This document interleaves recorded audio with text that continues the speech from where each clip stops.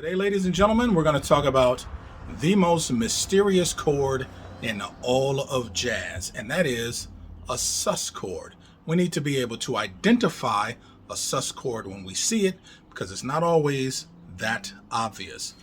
What to do on this chord is a big mystery for a lot of you, so let's get right to it. Okay, so what is a sus chord? I'm going to give you the general answer, which is basically the 1, the 4, and the 5 played as a chord for the purpose of delaying the resolution or delaying getting to the third.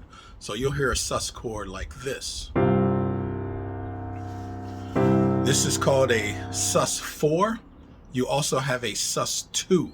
If we have a C sus 2, now we have a C, D, G, which is really just an inverted G sus 4. So in jazz, you hardly ever see just a sus 2 written out like this. You'll usually just see the notes if someone wants that specific type of sus 4, sus 2 to resolution type of sound.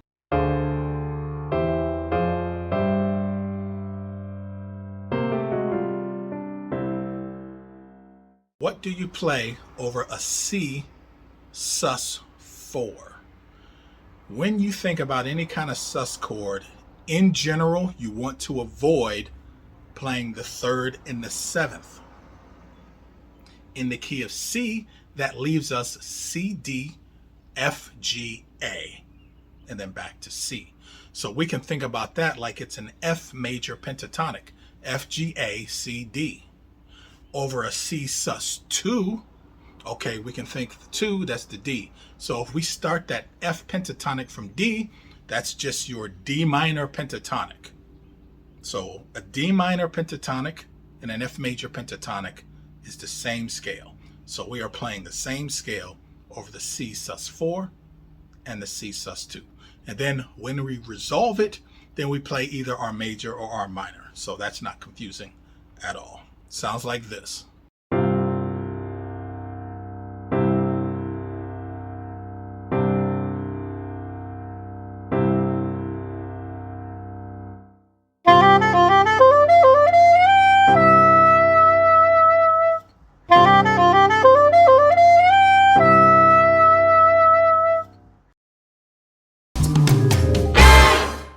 You can build a sus chord off of 5 notes of the C major scale.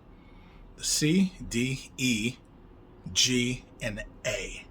Let's take a listen to how these chords resolve in the key of C, some of which are going to be diatonic and some of which will not be. Let's take a listen.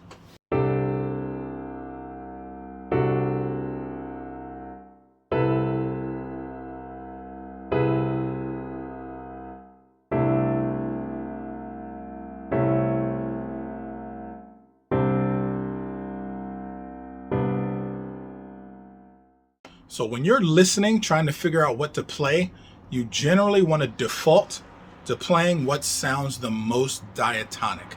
That's really the big secret here. By just looking at these chords, it will not always be obvious what you should be doing. Let's first listen to just the upper structure. Then I'll put the bass up under it, and then it'll make more sense as to how we should be interpreting these chords. Let's do it.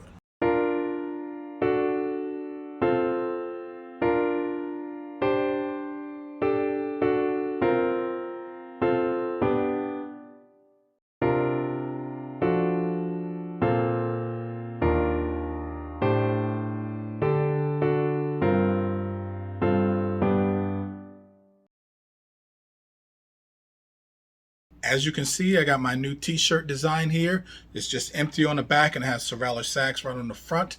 I also have one that has the Kaizen with the saxophone on the front with Sirvalorsax on the back. I got that available for men and women. So there you go. You can check that out with the link in the description below.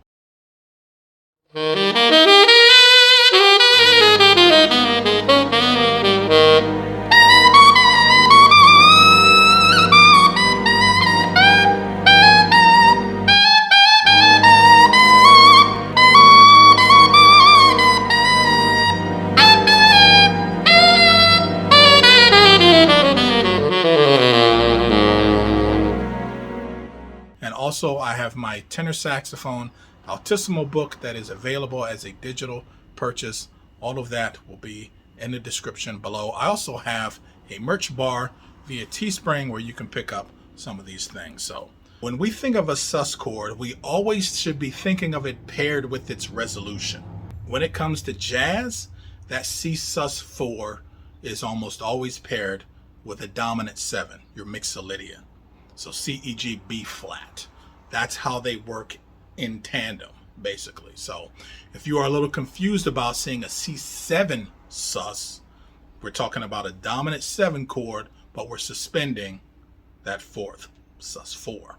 Okay, so what scale do you play? Let's take a look at the opening riff of Sesame Street, ladies and gentlemen. You can see that it's going back and forth between a B flat major and a B flat sus. I've purposely written it different as an E flat over B flat because you will often see a sus chord written like this. Because it's going back and forth between a B flat major and a B flat sus, I want to devise a scale that actually puts an emphasis on the major third and the perfect fourth. This scale is actually a minor pentatonic scale, but with a major third instead of a minor third. All right, so check this out. So this scale is the 1, major third, 4th, 5th, and flat 7.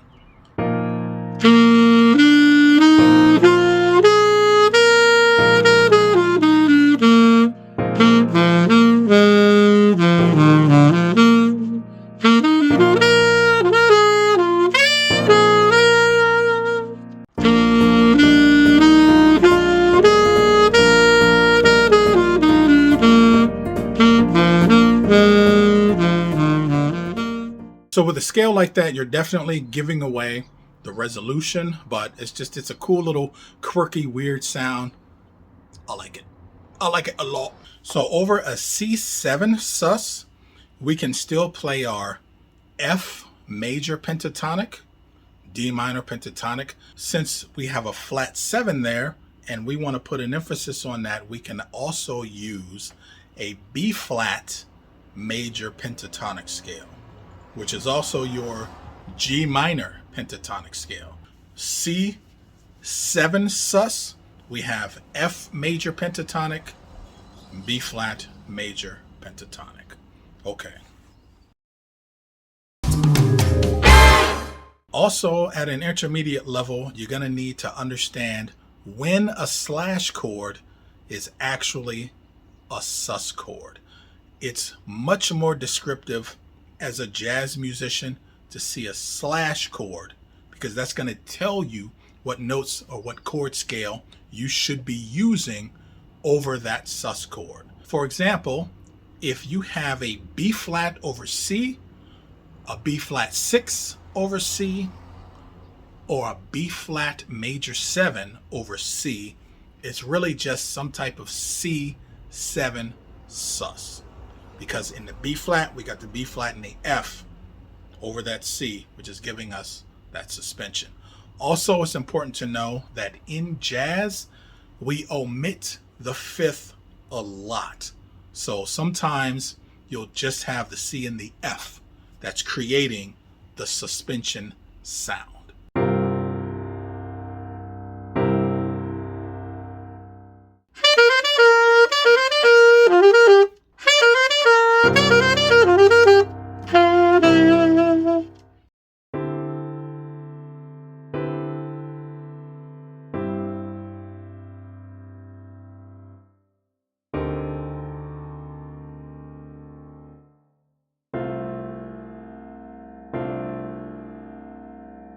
This is pretty advanced stuff here, ladies and gentlemen, but I can promise you, you're going to need to know this stuff or you just will not understand sus chords. So we left off seeing sus chords written as slash chords. Remember, in jazz, we very, very often omit the 5th, even in a sus chord. So you only really need the 1 and the perfect 4 to create that sus tension, resolving it to either a major or a minor chord.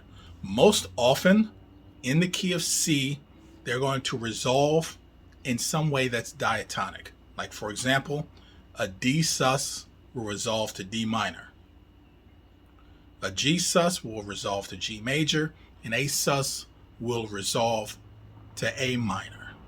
So in jazz, these things can get quite complex because we're using so much color with the sound of a suspension more than the way it functions. I want to play this for you guys to give you an example of how deceptive what's written can be based on the actual chords that are happening. So you might see something that looks like A sus over B to A over B. But that B could be a variety of things. My favorite is to actually have a B half diminished. So if you have just an A sus 4 resolving to an A major, that A major triad only works with a triad over a B half diminished gives us the sixth mode of melodic minor.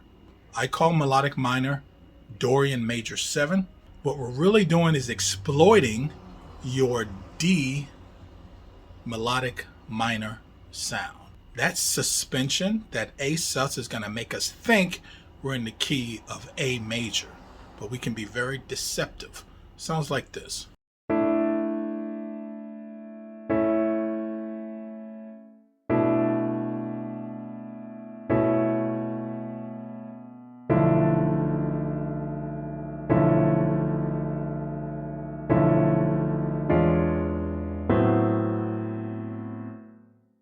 So over that chord, the scale is basically this.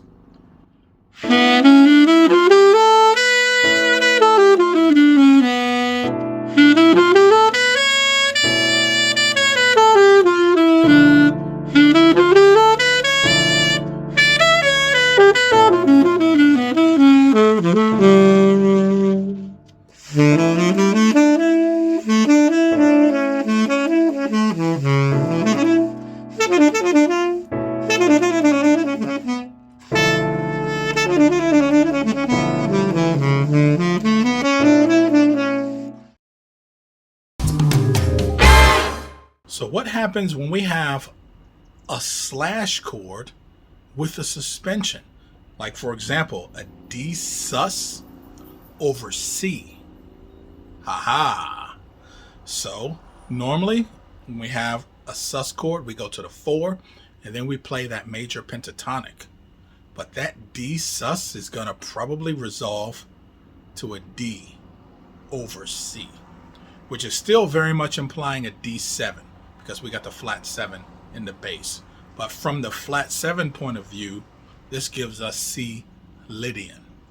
So upon seeing D7 or D sus over C, I'm instantly thinking this probably wants to go to Lydian.